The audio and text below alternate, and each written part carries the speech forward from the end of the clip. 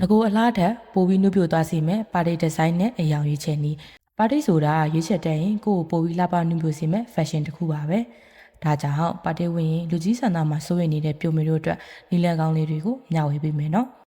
မျက်နှာကိုဝင်ပစီမဲ့အယောင်နုလေးတွေကိုရွေးချယ်ပါအယောင်ရင်းရည်တွေကတည်ငြိမ်မှုကိုပေးပြီးမဲ့အယောင်နုလေးတွေကတော့လူငယ်ဆန်တဲ့လွတ်ကိုပေးဆွဲနိုင်ပါတယ်အထူးသဖြင့်မျက်နှာလေးကိုဝင်းပသွားစေပြီးနုပြိုစီမဲ့ပန်းနုရောင်မိုးပြရောင်ခရမ်းနုရောင်လေးတွေကိုဦးစားပေးရွေးချယ်ကြည့်ပါအစဉ်ရွေးချယ်တဲ့အခါတတိထားပါအစဉ်ဒီဇိုင်းရွေးချယ်တဲ့အခါအပွင့်အစဉ်အကြီးကြီးတွေထက်အပွင့်သေးသေးလေးတွေကိုရွေးချယ်ပါပန်းပွင့်ဒီဇိုင်းသေးသေးလေးတွေကခန္ဓာကိုယ်ကိုပိုပြီးတွေ့လျက်သားစီတဲ့အောင်ထင်ရတယ်လို့လူငယ်ဆန်တဲ့ဆွဲဆောင်မှုကိုလည်းရရှိစေပါတယ်ချုပ်ပုံဒီဇိုင်းကိုခင်မီအောင်ပြောင်းလဲပါပုံမှန်ချုပ်နေကြရင်ပုံဒီဇိုင်းတွေမဟုတ်ပဲခင်မီလာပါတဲ့ချုပ်ပုံလေးတွေပြောင်းချုပ်ကြည့်ပါနော်အလားတရားဆိုတော့ကိုယ့်ကိုယ်ယုံကြည်မှုရှိခြင်းကနေစတင်တာပါ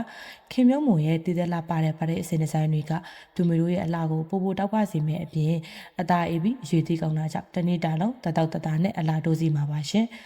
ခင်မြုံမုံကထုတ်တဲ့ပါတီလေးတွေကိုဒဇင်းပြန်လဲရောင်းချလူသူများလက်လီဝယ်ခြင်းသူများအတွက်ဖုန်းသို့မဟုတ်ဗိုက်ပါနံပါတ်39934343နဲ့399383383443နဲ့တို့စတင်ပါအောင်နိုင်ပါတယ်ရှင်